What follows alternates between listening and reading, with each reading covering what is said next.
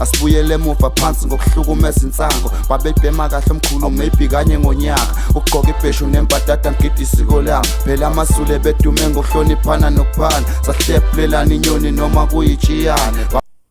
Umdidiyelo wamabutho kaZulu eNdlunkulu seshayeka ikhwela kubona wonke kuZulu okhona ke eGoli. Lo mdidiyeli ucele kuZulu wonke ukuthi ke makuphunywe ke inqina kufunwe ke lowo kohlekisa ngeNdlunkulu.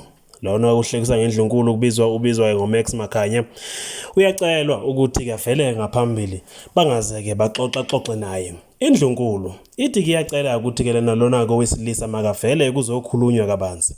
Kusa ngemva kokuba ke etheke wahlambalaza ke iNdlunkulu wakhuluma ngamagama okungasi ukuthi kuwathathaphi.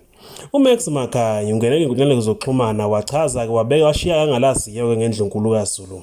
Kanjalo ke nesilo samaZulu uNkosi uMisuzulu kaZwelithini.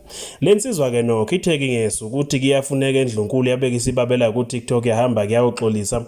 Yaxolisa kakhulu yathi kuyazehlisa. Kona manjalo kodwa kwaphindwa yathi futhi ekuzehliseni ke kwakhe uyafisa engabe kuyathola ukuthi kahle ngibani lona komfunayo. Uthi kuzwile ukuthi kuyafunwa kodwa akazi ukuthi ke ufunwa ke ngibani.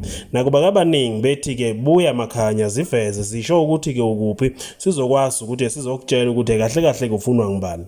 Phela ke lo senyathele emsileni lapha ke kwaZulu ufunwa kuthule. Nansi ivideo exolisa. Ake ngithathe lesi sikhathi ngibingelele kuZulu wonke uhlangene ngibingelela isilo esihleze esihlalweni isilo uMisuzulu ngibingelela amakhosi ngibingelela induna zamakhosi ngibingelela abadidiyeli bamabutho wonke kaZulu bese ngibingelela nje uZulu wonkana. Ngithatha leli thuba ke ngithi angenze le video yokuxolisa ey'nkulumweni zami esezithe zahamba zafinyelela ey'ndaweni ey'thile esizweni sakithi kaZulu. So ngibuya nale video ngizwakalisa ukuxolisa okukhulu kulezo nkulumo zami. Ngiye ngiboneka abanye bayayithatha lezo nkulumo bayisebenzisele ama-likes laphayana ko-YouTube nakhona la ku-TikTok baye bayithathe bayisebenzisele ama-likes.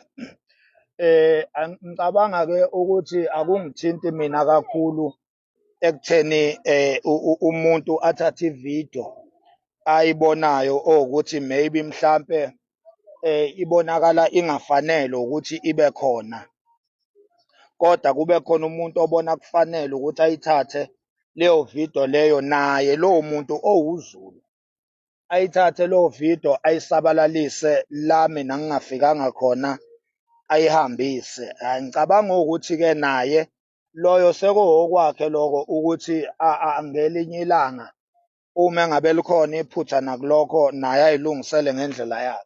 Sengithi-ke mina-ke Zulu kaMalandela ake ngixolise kakhulu ngale senzo sami.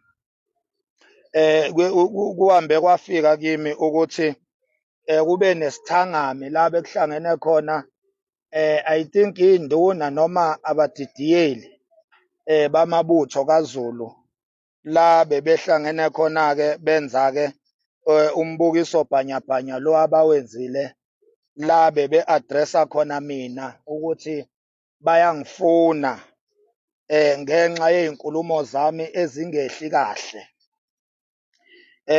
Kuningi-ke engithe mangibabheka noma bekhuluma ngakunothisa ukuthi okay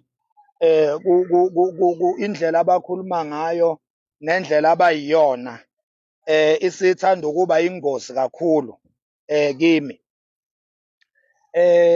Angikho-ke kulokho kakhulu kodwa mina engikukho ngisekutheni nje angixolise Zulu.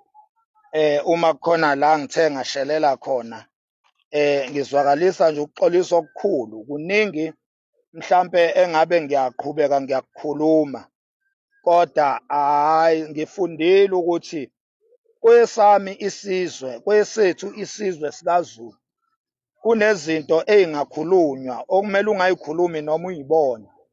okumele uyihlabe inhlali uyishaye indiva kube ngathi awuyiboni.